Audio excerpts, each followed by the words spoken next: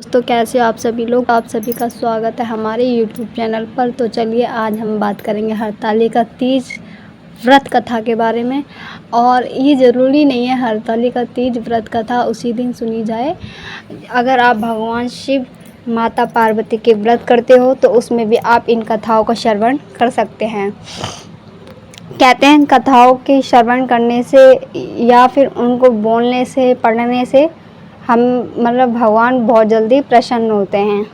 तो हरतालिका तीज पर वैवाहिक जीवन में सुख शांति और आनंद की प्राप्ति के लिए जिस कथा का पाठ किया जाता है उसका वर्णन भविष्य पुराण में भी मिलता है। हरतालिका व्रत रखने वाली व्रतियों को इस कथा का पाठ करना चाहिए अथवा श्रवण करना चाहिए। धार्मिक मान्यताओं के अनुसार इस कथा के पाठ के बिना हरतालिका तीज का व्रत अधूरा रह जाता है। तो हरतालिका तीज व्रत कथा आरंभ करते हैं। जिनके केसों पर मंदार आग के पुष्पों की माला शोभा देती है और जिन भगवान शंकर के मस्तक पर चंद्र और गले में मुंडों की माला पड़ी हुई है, जो माता पार्वती दिव्य वस्त्रों से तथा भगवान शंकर दिगंबर वेश धारण किए हुए हैं, उन दोनों भवानी शंकर को मेरा कोटि कोटि नमस्कार।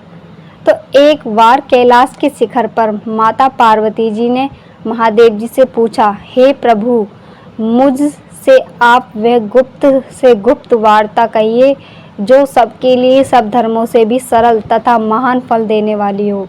हे नाथ, यदि आप प्रसन्न हैं तो आप उसे मेरे सम्मुख प्रकट कीजिए। हे जगतनाथ, आप आदि मध्य और अंत रहित हैं, आपकी माया का कोई पार नहीं है। आपको मैंने किस भांति प्राप्त किया, कौन से व्रत तप या दान के पुण्य फल से आप मुझे को वर के रूप में मिले, कृपा करके बताइए। तब एक बार फिर महादेव बोलते हैं कि सुनिए, मैं आपके सम्मुख उस व्रत को कहता हूँ जो परम गुप्त है। जैसे तारागणों में चंद्रमा और ग्रहों से सूर्य, वर्णों में ब्राह्मण, देवताओं में गंगा, पुराणों में महाभारत, वेदों में शाम और इंद्रियों में मन श्रेष्ठ है, वैसे ही पुराण और वेद सब में इसका वर्णन किया गया है, जिसके प्रभाव से तुमको मेरा आधा आसन प्राप्त हुआ है। हे प्रिय, उसी का मैं तुमसे वर्णन करता हूँ, सुनो। भद्रपाद कि भादो मास की शुक्ल पक्ष की हस्त नक्षत्र संयुक्त तृतीया तीज के दिन इस व्रत को अनुष्ठान मात्र करने से सब पापों का नाश हो जाता है। तुमने पहले हिमालय पर्वत पर इस महान व्रत को किया था, जो मैं तुम्हें सुनाता हूँ। पार्वती जी बोली, हे प्रभु, इस व्रत को मैंने किस लिए और किया था, तो यह मुझे सुनने की इच्छा हो रही है, तो कृपा करके आप मुझे कहिए।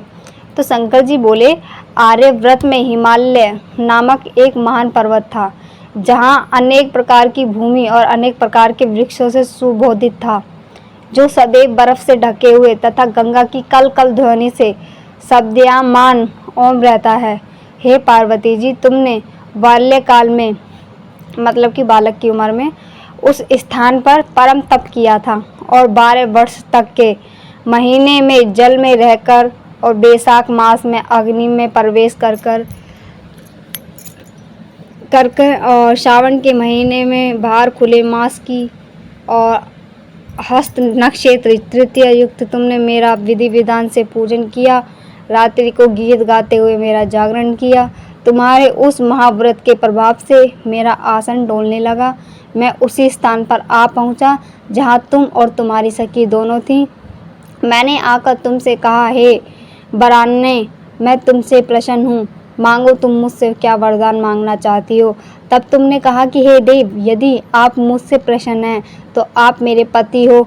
मैं तथास्तु ऐसा कहकर कैलाश पर्वत को चला गया और तुमने प्रभात होते ही मेरी उस बालू की प्रतिमा को नदी में विसर्जित कर दिया।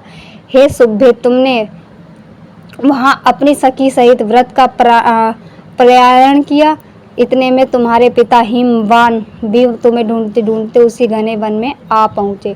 उस समय उन्होंने नदी के तट पर 2 कन्याओं को देखा था। वे तुम्हारे पास आ गए और तुम्हें हृदय से लगाकर रोने लगे और बोले, बेटी, तुम इस सिंह ध्वनि युक्त घने में क्यों चली आई? तो तब तुमने कहा, हे पिता, मैंने पहले ही अपना शरीर शंकर जी को समर्पित कर दिया था, लेकिन आपने इसके विपरीत कार्य किया, इसीलिए मैं वन में चली आई। ऐसा सुनकर हिमवान ने तुमसे क्या कहा? तुम्हारी इच्छा के विरुद्ध यह कार्य नहीं करूँगा। तब मैं तुम्हें लेकर घर और वापस लौट आया और तुम्हारे विवाह मेरे साथ कर दिया। हे प्रिय, उसी व्रत के प्रभाव से तुमको मेरा आर्दासन प्राप्त हुआ। इस व्रत राज को मैंने भी अभी तक किसी के सम्मुख वर्णन नहीं किया। हे देवी, अब मैं तुम्हें यह बताता हूँ कि इस व्रत का यह नाम क्यों पड़ा। तो तुमको सखी हरण करके ले गई थी, इसीलिए हरतालिका नाम पड़ा। पार्वती जी बोली, हे स्वामी, आपने इस व्रतराज का नाम तो बता दिया, लेकिन मुझे इसकी विधि और फल भी बताइए कि इसके करने से किस फल की प्राप्ति होती है। तब भगवान शंकर जी बोले, हे स्त्री, कि स्त्री जाति के आयुक्तम व्रत की विधि सुनिए। सौभाग्य की इच्छा रखने वाली स्त्रियां इस व्रत को विधि पूर्वक करें। केले के खम्भों से मंडप बनाकर उसे बंधनवारों से सुशोभित करें। उसमें विविध रंगों के उत्तम रेशमी वस्त्र की चांदनी ऊपर तान दें। चंदन आदि सुगंधित द्रव्यों को लेपन करके स्त्रियां एकमात्र हों। शंख, भेरी, मृदंग आदि बजाएं। विधि पूर्वक मंगलचार करके श्री गौरी शंकर की बालू निर्मित प्रतिमा स्थापित करें। फिर भगवान शिव, माता पार्वती की गंध, धूप, पुष्प आदि से विधि विधान से पूजन करें। अनेक नैवेद्यों का भोग लगाएं और रात के समय जागरण करें।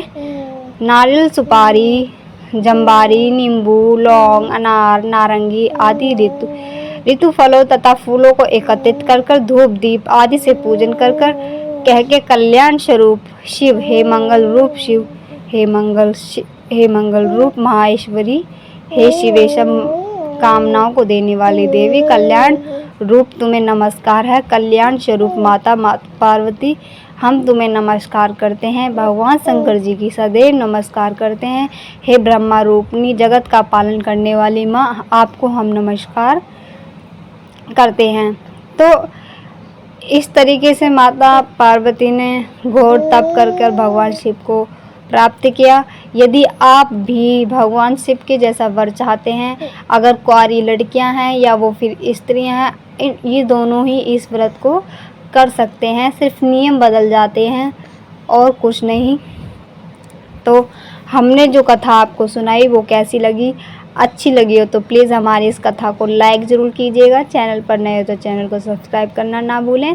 और हमारी वीडियो में यहाँ तक बने रहने के लिए आप सभी का धन्यवाद।